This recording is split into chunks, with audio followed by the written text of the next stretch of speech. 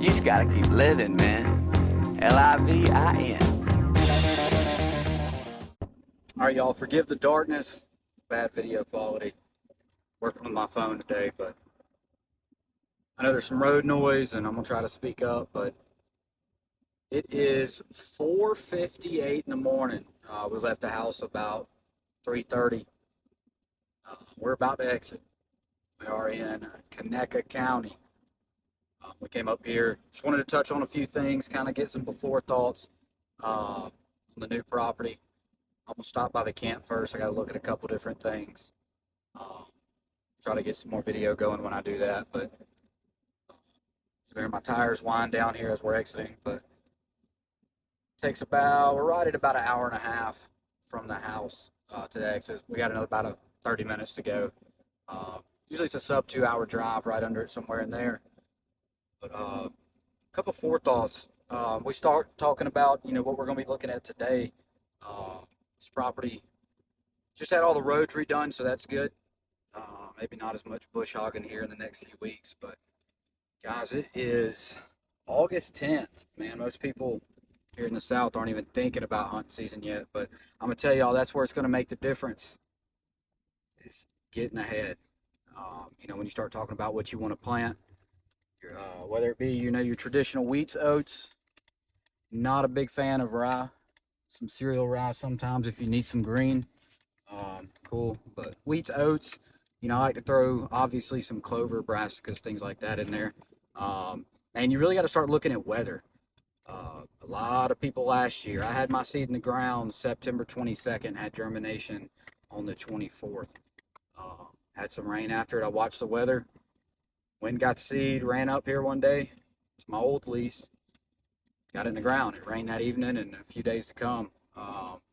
But my plots were looking great all season long.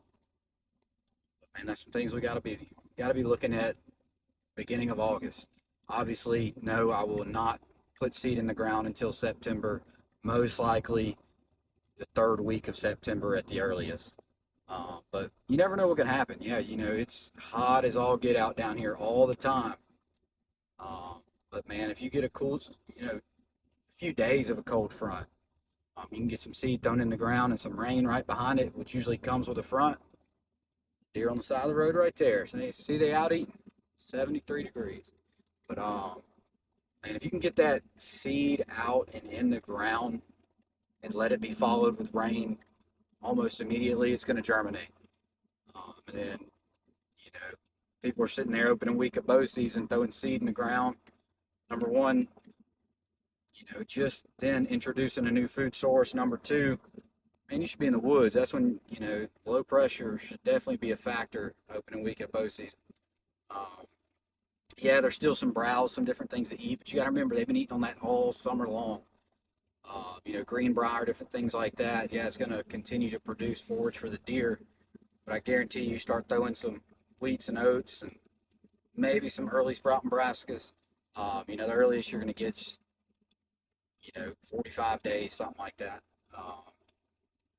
So maybe not too much action there, but, even some rye to come up, just something different from cereal grain rye, obviously not the grass. But, man, it's a difference maker. It worked very well for me last year. I'm sure I'll post some pictures at some point of that. But, man, you got to be thinking about it now. Yeah, it's hot. It's humid. Nasty weather sometimes. Everything's dusty, but you got to get ahead of it. It starts right now. Obviously, I'm still in the fishing mood. Just been taking care of some trout and flounder and some red, stuff like that. But, man, you got to be thinking about it now. You don't want to be behind the ball. We're lucky in Alabama to have a pretty long season, so we got to be thinking about planting some things that are going to be good for early bow season and also all the way to rut time and into the 10th day of February. But we'll get into detail on that once we start hitting the plots. Just want to provide y'all an update. Like I said, we're going to try to look at as much of this 900 acres as we can today. I'm going to run by the camp here in just a minute and lay eyes on a couple things. I got to get a camera. But for future reference, I think the property's like 5 miles from the camp. I got a little camp house I'm going to be staying in. Got it to myself, so I was very blessed for that. But it is not on the property itself. So we're gonna go by there, check a few things. They said it might need some PVC to the water heater and just a little cleanup. So I'm not gonna hit all that today, but I am gonna put eyes on it. Like I said, it's 2 hours up here, so I want to know what to bring next time. But like I said, I apologize for the poor video quality. I'm working with my phone today. But we're going to try to make it work and get y'all some content, kind of see what everything's looking like beginning of August when everything is green and lush and full, and then start doing some comparisons when we start chopping it down and throwing some seed in the ground. But all right, we'll stay tuned.